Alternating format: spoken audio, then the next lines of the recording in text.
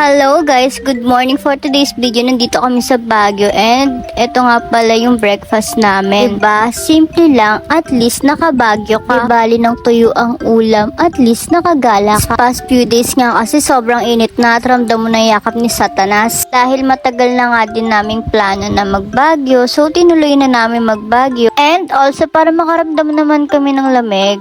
At hindi ang akap ni Satanas, kundi ni Santa Claus for the go. And at this time, nagayak na nga pala ako. Inuna ko munang maglagay ng contact lens and also naglagay na rin ako ng aloe vera. For the basic skincare muna tayo para maiwasan tigidig na maging pinipig. Kaya biwag ka puro makeup at paganda, mag skincare ka. Char! For me kasi, ang aloe vera is napaka low maintenance and natural skincare lang siya. The best yun para sa mga estudyante or budget meal lang na gusto magpaganda ng skin. By the way guys, hindi ako nag-makeup dyan. Naglagay lang ako ng sunblock kasi kahit malamig dito sa Baguio, may araw pa din dito and kailangan talaga ng skin natin mag-sunblock. And at this time, papunta na kami ng Burnham Park, Baguio City. Dahil nasa Baguio kami, of course, pababa palagi ang daan. First time lang din kasi namin dito sa Baguio. Si mama pa lang ang nakakapunta dito pero 19 kopong-kopong pa kasi yun. So, bali yung mga pupuntahan namin dito is nagbe-base lang din kami sa Waze. Kaya ikaw Waze, please lang umayos ka. Huwag mo kaming bad tripen. Kailangan namin ng vacation, hindi ng high blood. Char! Naman kaming iligaw. Huy! And fast forward, nasa Burnham Park na nga pala kami.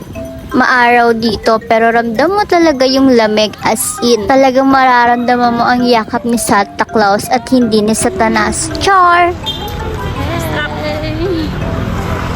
By the way guys, andito na pala kami sa boat riding in Baguio.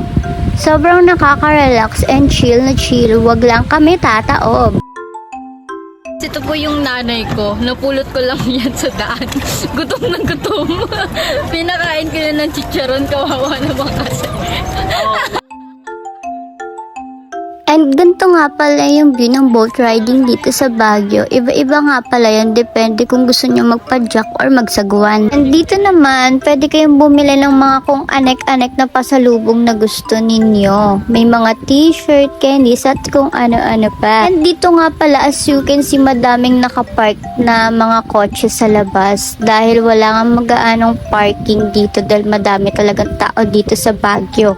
Ang lakas makarefresh talaga dito sa Baguio and sobrang lamig. Yun nga lang guys, kailangan matyaga kayong maghanap ng parking or else pwede naman kayong mag-taxi dito kasi mura lang naman ang metro dito ng taxi unlike sa Manila. And by the way guys, andito na kami sa napakataas nilang overpass which is nakakakaba kasi hindi ako sanay maglakad sa overpass. Yung malulain kasi ang ante mo. So kailangan since sa kabila kami nakapag-parking dahil puno na ang parking sa Burnham Park. And at this moment, pababa na pala ako dito sa tinutuluyan naming nirentahan sa Baguio. Of course, i-room tour ko kayo. By the way guys, budget meal nga lang pala yung tinuluyan namin dito. For only 2,500 per night. Very affordable and kayang-kaya nyo nang mag-Baguio. And kada room may 2 or 3 silang double deck. Dito pang family or friends. At lahat ng mga nakikita nyo dyan guys, tignan nyo lang guys kasi hindi yan sa akin. And at this moment, panibagong araw na at uuwi na kami. Sobrang lamig dito sa Baguio, hindi na namin kailangan mag-aircon sa kotse.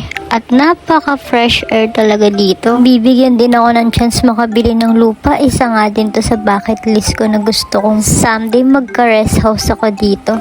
And syempre, minamanifest ko yun. At nang magkatotoo naman siya in the future, diba? That's all for today. Thank you for watching. See you on my next video.